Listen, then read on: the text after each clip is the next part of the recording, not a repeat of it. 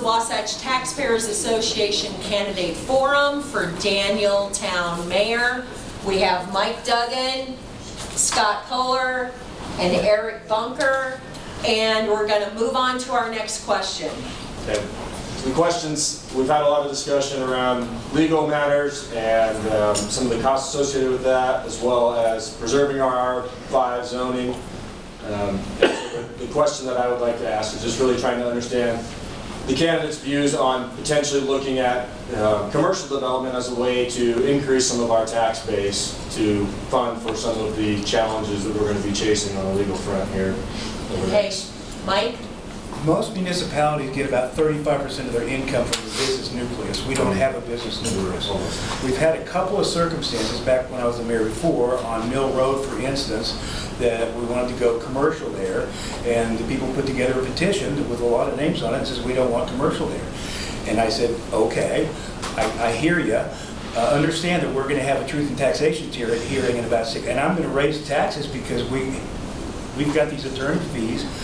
And I said, so, you know, if you're going to show up and gripe about the taxes going up, this, you know, or we can have commercial, and nobody said a word about it. And so I thought, as long as the people want that, if they want to keep us free from major commercial zones, and that's their choice. And I'm, you know, happy to live with what they think. Scott? So I like what Tracy said earlier. That's a yes, yes, no question. But just to answer your question, Bridger, obviously this is an issue that we're going to have to look at in the near future. I mean, if we want our property taxes to stay low, we may have to entertain the idea of some type of commercial businesses coming in. And how we do that basically will depend on how we all vote, because this would be an issue that we put out to the public and made sure that people were aware of it and that we understood what the ramifications are, the goods, the bads, and ultimately it'd be a decision that we would have to put out into the community and vote on, I think. Eric? So I was involved in that before too, and I expected people to show up with pitchforks and torches when the truth and taxation hearing came, and there wasn't any. And so that became very evident that that's a value they hold in this town, that they don't want commercial. And so we've drafted, set out the general plan, we've drafted that. We're unique. We're unique people in Daniel, that's what we are. We're unique. We get called other things, but we're just unique. Our highway corridors are our commercial corridors. We don't have a main street. We have 2 highways. That's our commercial corridor. General plan was drafted in that sense. Commercial corridors along the highway corridor. They don't affect the town. They have a less amount of effect on the town, I should say. They do affect the town. The problem that I see going forward with commercial is that it takes so much to administer those commercial areas that it burns up on any increase in tax that you get.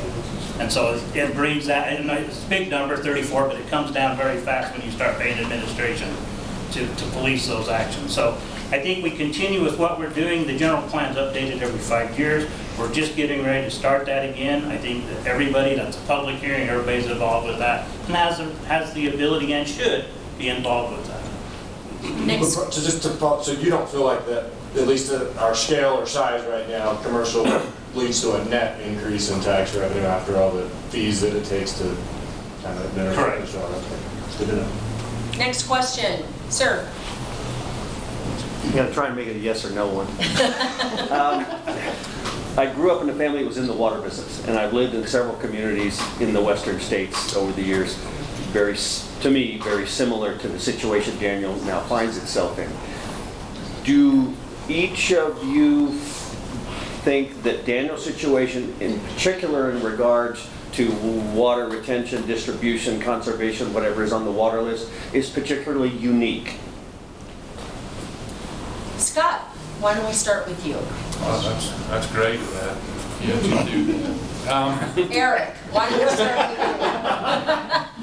I was just going to give you a chance to go first, but. You want a yes answer? Yes, we are unique. We have a great water right, it's been said here. I think everybody notices that. We've been, it's been said before, this is the place to be. We have green fields, we grow hay, we grow greater kids, we grow great people. I think we're unique all the way around. Scott? I'm a lot like Eric in that fact that I do like the fact that you can get up in the morning and drink great water. We've had this water system in place for as long as I've lived out here, and thank goodness for the people that's fought for that and given us the ability to have that. So yes, I'm good with that. Well, as Robin mentioned, the state has owned the water rights since 1935. We just have the right to use the water. We don't own the right itself. When we first started out, the water system was on its last legs, and as I mentioned, we got a whole bunch of money, and we have a new tank and a brand new system up there. We've got a lot of water. I didn't think we did. As a matter of fact, I made the mistake of putting a $40,000 valve down the bottom of an 800-foot well, which is also a pristine well, because we were going to start recharging the water. Once we started replacing all the main lines, we realized that we were chlorinating half the valley's water because it was running out the holes in the lines. And so once we replaced all the lines, we've actually got a lot of water. And I think it's a great system, pristine water all the way through. I've never been involved with another water system, so I don't have any basis for comparison. Is that a good enough answer for you? No. Okay, I sense that about you. That is my question, not their answer. What?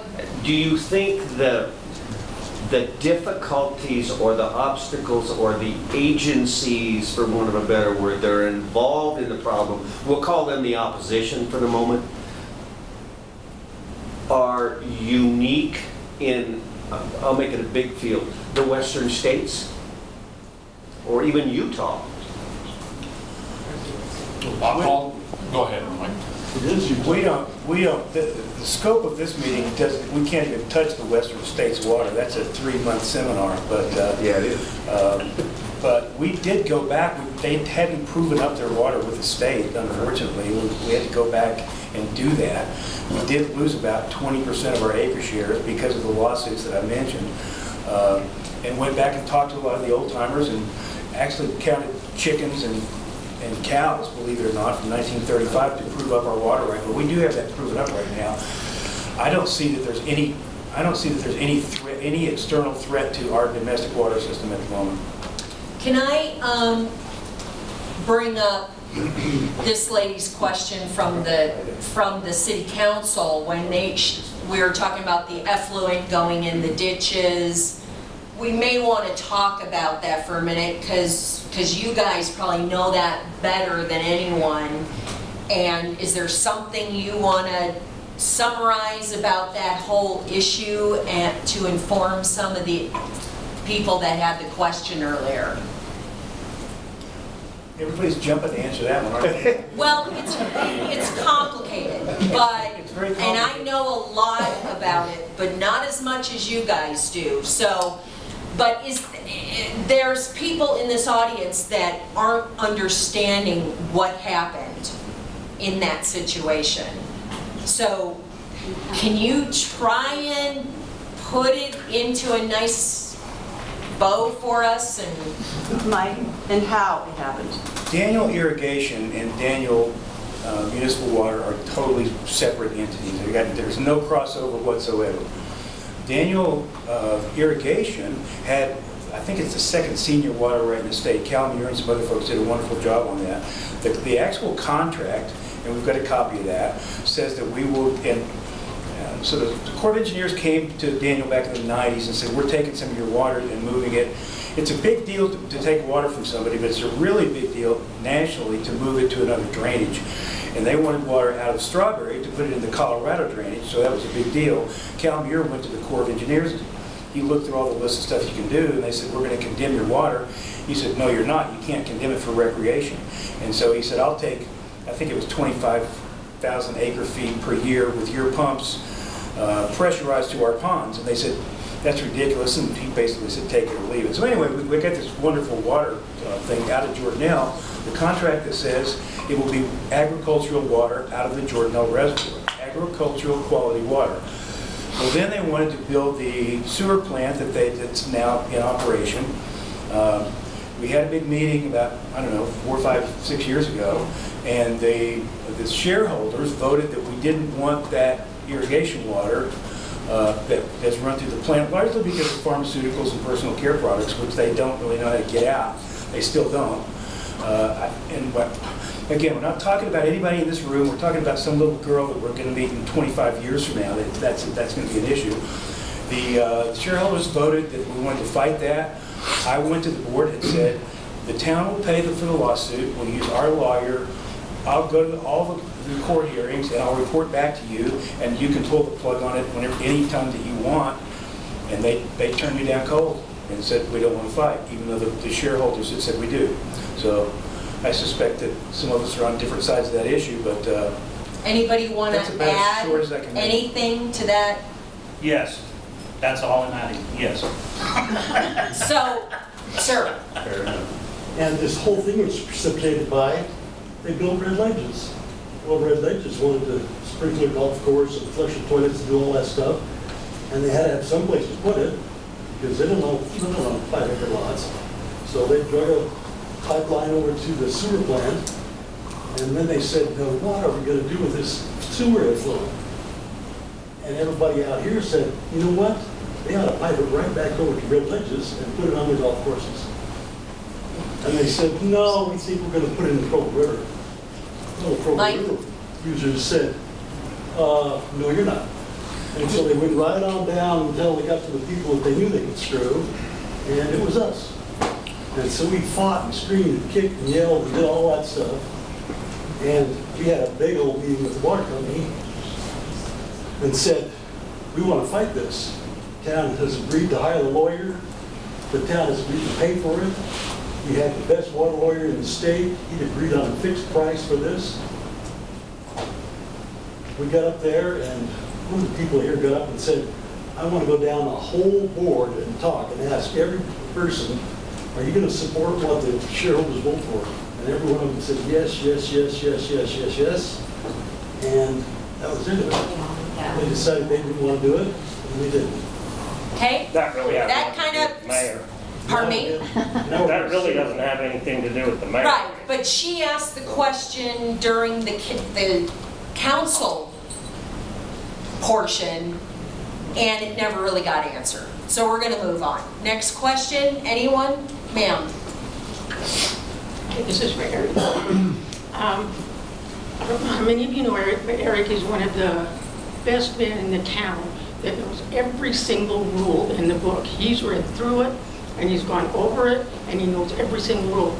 My question is that when you tried to get somebody to help with the blue stake, when you had something else to do, you must have known that Shelley was kind enough to offer to do it because you didn't get anybody else. But you must have known, and shouldn't you have said, Shelley, thank you for your offer, but that's called nespotism, and I can't have you do it. I've got to find somebody else. And why didn't you go around and now you said there was something put in the mail, but you get the mail every day, and I never read anything about that. So I feel a little bad that that rule didn't take place. So that's a great question, and maybe I wasn't clear. I went to the mayor and told him, my time is spent. I don't have time to do this. They brought it up, mayor brought it up in council meeting. The council meeting is the one that, I don't have anything to do with Shelley. I don't know why she works for the town. $250 a month. I mean, I went to it. I don't know why she does, but she does. So I don't know if that was between her and the council. I didn't vote on it. I recused myself of anything that has to do with her because that's how I feel myself. That's my personal values. So it should have been somebody on the council that should have said, well, wait, Eric just did it. Shelley's his wife. That's almost like nespotism to have her go in and take it over. So it's really somebody on the council should have. Well, really, that's tied into the water system. That's what you're marking. You're protecting the water lines of the culinary system.